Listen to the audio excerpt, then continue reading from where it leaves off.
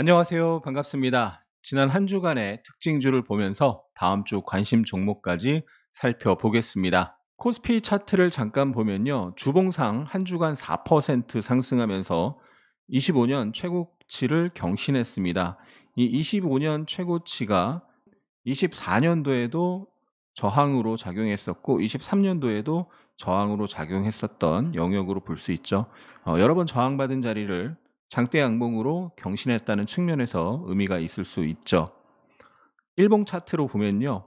이 3월 달에 쌍봉을 만들고 강하게 빠졌기 때문에 이 쌍봉 저항 부근에서는 저항을 받을 가능성이 높다라고 저는 봤는데 완만하게 하락, 반등, 하락, 짧은 하락 산파 ABC 조정을 거치고 21선에서 장대 양봉이 나오면서 연속 양봉으로 저항을 돌파했습니다.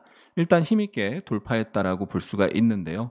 6월 초에 이 돌파 이후 눌림이 나올 수 있는데 저항이었던 자리가 지지로 바뀐다면 상승, 돌파, 조정, 추가 상승이 나올 수가 있겠죠.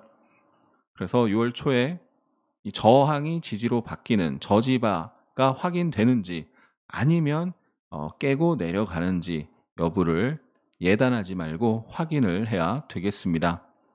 전체 상승에 대한 가격 조정이 나올지 아니면 저지바가 지켜지면서 기간 조정 성격으로 가다가 다시 재차 상승이 나올지 확인해야 한다는 거죠. 지난 5월 26일 월요일에는 유리기판, 코로나19 비만치료제, 조선주 등이 강세를 보였습니다.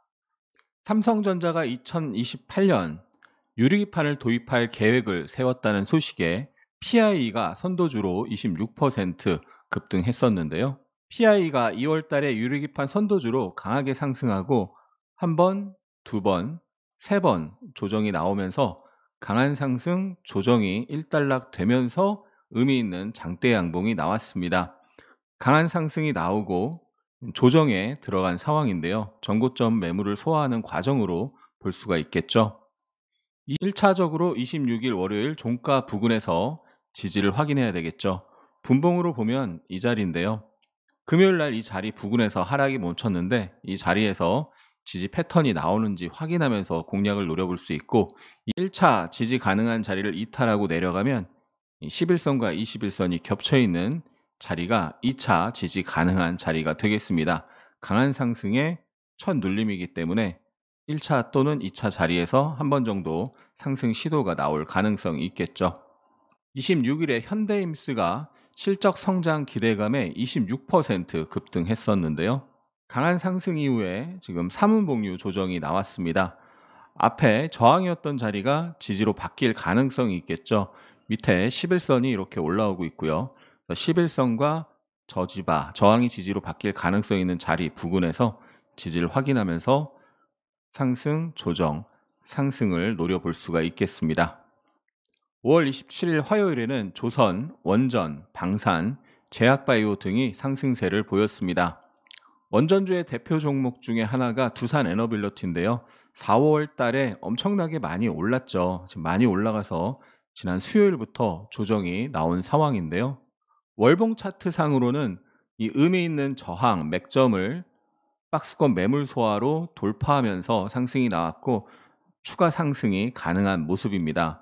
그래서 다음 주 이 최근 상승에 대한 조정 파동을 확인하고 공략을 노려볼 생각입니다. 30분봉 차트상 하락, 반등, 하락이 진행 중인데 이 ABC 조정 파동을 확인하고 매수를 노려볼 생각이고요. 27일에 지주사가 강세를 보였었고 한화가 선도주로 16.8% 급등했었는데요. 27일 날 일봉 저항을 돌파하면서 17년 신고가를 돌파하는 모습이 나왔죠. 17년 신고가 돌파 장대 양봉이 나오면서 그 뒤에도 연속 상승으로 이어진 모습입니다. 이 17년간 만들어진 이 월봉 저항을 일봉상 커비드 핸들 패턴으로 매물 소화를 거치고 돌파하면서 상승이 이어졌습니다.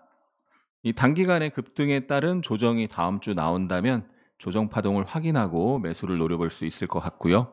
5월 28일 수요일에는 2차전지, 반도체, 지주사 등이 강세를 보였는데요.